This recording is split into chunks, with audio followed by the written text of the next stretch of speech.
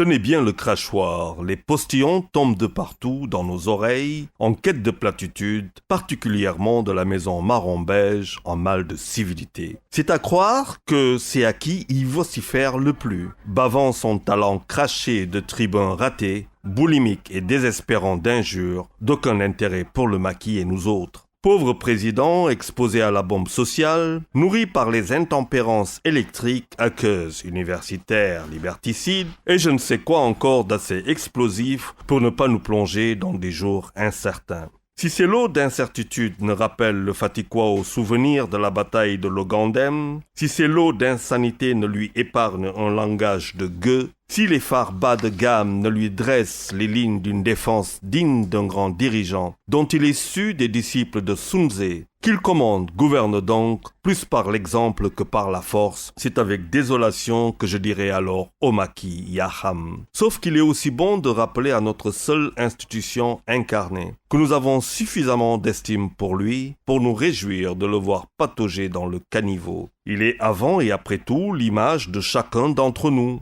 partisans ou non. En l'occurrence, le miroir d'une nation, il est vrai tutoyé depuis quelques années par des troubadours indigestes et dirigeants perfides aux penses dilatées. Mettre un terme à ce théâtre de l'absurde, alimenté par le flow et le blow au final d'un show médiatisé bousant de buzz nauséabond, est une prescription médicale à la vitupération en vigueur et de rigueur dans les colonnes de sa maison. La noblesse du cheval rejette la coercition, comme le génie libéral ne saurait souffrir d'un esprit handicapé. La querelle de chiffonnier qui nous est imposée par les plateaux TV et ondes de la bande FM, avec une impertinence calculée et trop grosse de nullité et suffisamment loin du débat républicain, posé à tort ou à raison sur un troisième mandat ou non du maquis, que ce même maquis a pourtant sabré. À l'aube de 2020, qui s'annonce avec ses turbulences géopolitiques, la montée de l'activisme mondial, la guerre cybernétique,